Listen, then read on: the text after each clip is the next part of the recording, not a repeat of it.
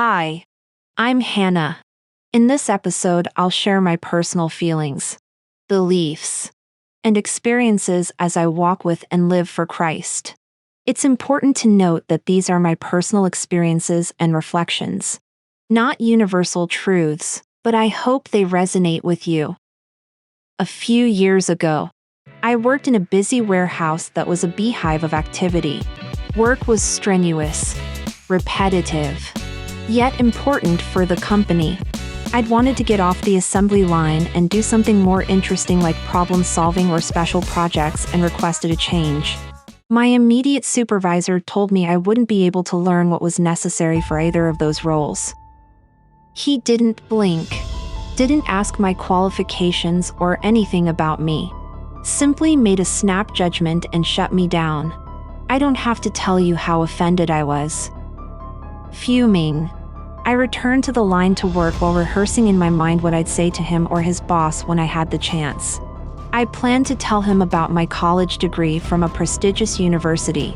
Let him know I could learn anything he could and more. Challenge him for dismissing me the way he did. With each passing minute, I became angrier and angrier. Harsh words ran on a loop in my mind. I planned to file a grievance, report him to management. That day would be the end of his career if I had my way. I know what you're thinking. You're thinking I came to my senses, stopped, prayed, sought God's guidance and put it under the blood like a good Christian. You'd be partly right. Except I didn't seek Christ's guidance. He spoke to me, told me to be quiet and not say anything. Of course, I didn't believe the calming voice was Christ. It had to be the enemy wanting me to allow my supervisor to walk all over me. But with the voice came a peace. It was personal in the way it made no excuses for my supervisor's actions. Didn't refer to anyone but me. It felt like I was his total focus.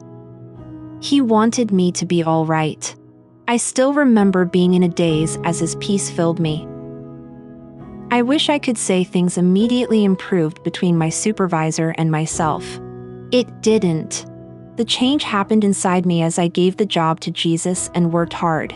Ignored the gossip and slackers.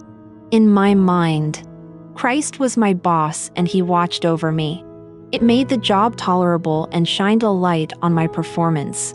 The following week, my supervisor's boss pulled me from the assembly line to work on a special assignment and insisted I be trained for the problem-solving position I'd wanted and other special projects. The look on my immediate supervisor's face was priceless. He didn't want to do it, but had to. In time, he mellowed and appreciated my work ethics of not slacking off or riding the clock. Every day I worked that job, I did it unto the Lord while praying for him to open a position in my chosen profession. A year later, I got my dream job and left the warehouse. While there, I learned to listen to the voice of the Lord. Avoid idle gossip and chatter. Remain true to my faith in Christ and hold my head high when attacked for working. Strange, but there's a culture in many workplaces where if you simply want to work, you become a target. It got old fast and the Lord allowed me to leave in the right season. So, here's what I learned from working in the warehouse. Jesus is interested in the smallest details of my life. He never left me alone and is always available. We should tap into that reality and ask for his guidance in everything. Also, accept this truth. Our faith in Jesus makes some people uncomfortable. It's spiritual. Let it go. We're called to be lights. So don't compromise to make friends. Let them come up to your standard of not cheating, slacking off, talking about others, telling lies or putting the company down because things aren't going how you think they should. More than once, the Lord told me to be still. Keep my mouth shut and not respond. It got easier over time, and now I don't blink when I'm instructed to be silent. I've learned Christ is a master at avoiding pitfalls and leading me in the right directions. He is truly worthy of all praises and glory. Thanks for joining me, and remember, it's all about Jesus.